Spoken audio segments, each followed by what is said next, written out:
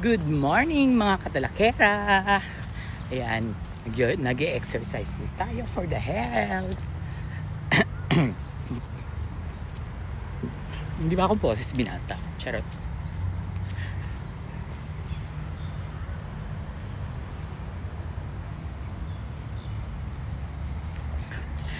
Ano ba sasabihin ko? Ay, ito pala. Natatandaan niyo yung kung naka-follow kayo sa akin sa mga pages ko dati na nawala, or at alam ko ano rin sinabi ko rin yan dito sa TikTok, kinontent ko rin yan, yung may isang PSG na Sara Army. May plema ha. May isang PSG na Sara Army, dati siyang PSG sa Malacanang, na Sara Army na ngayon, na ilalabas na witness para patotohanan yung salaysay ni Gutesa, dahil nga si Gutesa diba hindi na lumabas. Ngayon nabago yung script nila.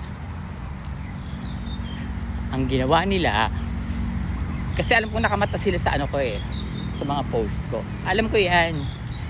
Kahit na yung mga intel ng army, alam kong nakamata kayo sa akin, nakamata kayo sa mga post ko.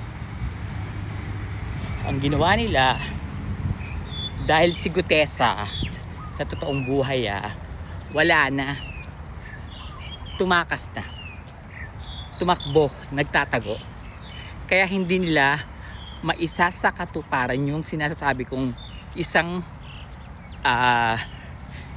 PSG na susuporta sa mga salaysay ni Gutesa. So ang ginawa nila, yung 18 Marines ang ilinabas nila. Kung mapapansin nyo sa affidavit, lahat ng sinabi ni Gutesa, yun ang isinulat nung syuki ng inang lawyer doon sa affidavit, para magtugma yung salaysay ni Gutesa at ni Saldico. Hindi lahat ng sinasabing 18 Marines na yan ay mga Marines, at hindi yan lahat.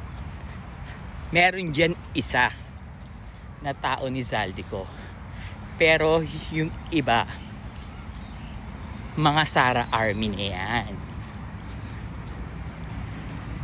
Hiningal naman ako agad. Ngayon, nung hindi pa tumatakas si Gutesa, or tumatakbo, or nagtago, nagkaroon sila ng di ba sinabi ko yung one-on-one training, parang gano'n, yung mga Q&A Excel na para kapag lumabas sila sa Blue Ribbon hearing is hindi na uli magkamali si Gutesa. Kasi nung unang labas niya, marami siyang maling sinabi, tapos hindi na siya bumalik. So hindi credible, di ba? Para maging credible, inilabas nila yung 18 Marines na yan. Alam niyo yan, pinuntahan ko pa yung President Tower, pinicturean ko pa, hinabol pa ako ng guard, pinost ko yan, di ba? Kaso nawala na naman yung page ko, ayaw nila ako talagang tantanan. Ngayon may bago na naman silang plano. Yung Israel, US at Iran na gulo, yung gera, gagamitin na naman nila yan. Nakakita na naman sila ng eksena. Gagamitin nila yung issue na yan para pabagsakin si PBBM and i-assassinate. Kaya dapat mag-ingat ang presidente. Dapat ito talagang si Sara, putang ina to. Sila pa talaga yung nagdidikta sa yung gustong gawin ng presidente. My God, mga demonyo. Dahil ang Iran country ay mga ano yan, Muslim, Islam.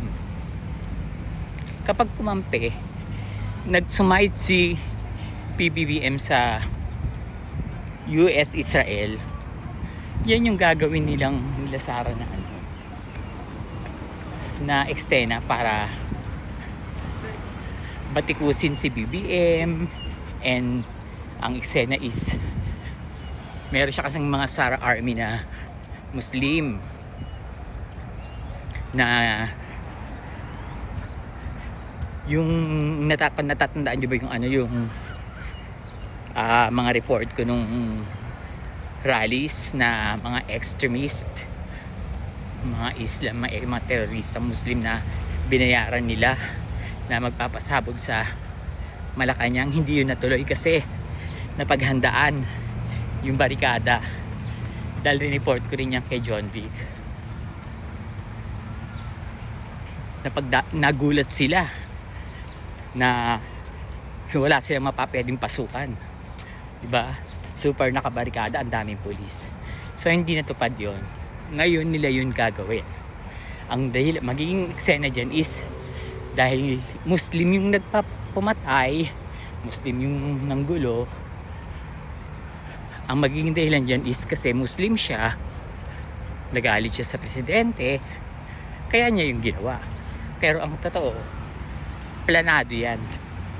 Kagabi lang yan, plinano. Uulitin ko, kagabi lang yan, plinano. Kaya basag na naman kayo sa akin. Gagawin din nila yung issue para mabutasan ang OWA at ang Department of Migrant Workers. Dahil, uulitin ko kung natatandaan nyo na naman, pinost ko yung report na isa-isa nilang bubutasan lahat ng ahensya ng gobyerno ni PBBM, sisiraan. Ang DMW, ang Department of Migrant Workers, at ang OWA, wala silang makitang butas. Kasi masipag si Attorney PY, yung head ng OWA ngayon, at si Sec Hans. Talagang gumagalaw at tumutulong sila. Kaya hindi ko maintindihan yung mga OFWs na naniniwala sa mga sinasabi ni Sara Duterte. Yung mga paninira. Dahil common sense lang sa mga OFWs, ha. Kung panahon ni BBM kayo nakapunta dyan sa ibang bansa para makapagtrabaho, ibig sabihin, si BBM ang nakatulong sa inyo para makapag-abroad. Diba? Kasi kung alam ng mga ng taga DMW at OWA na DDS kayo, pwede kayong hindi bigyan ng pwede kayong personally, pwede kayong hindi bigyan ng mga OEC, ganito. Pero kasi si Attorney PY at si Sec Hans, walang kulay sa kanila. Ang gusto nila ay makatulong sa mga OFWs natin. Marami na silang natulungan. Alam niyo yan. Hiningal ako. Ang hirap palang content ng naglalakad. Ay, parang ayoko na. Teka lang ha. O siya, putulin ko muna ha. Kasi hiningal ako talaga. Lumabas na ang tigulang na Pebbles. Tigulang na talaga. O siya, churut to sok. Hindi kayo magwawagi. Promise. Babasagin ko kayo. Alam mo naman talaga, matatino yung mga sekretary ng panahon Duterte. Mga magnanakaw din naman. Wala rin mang gawa.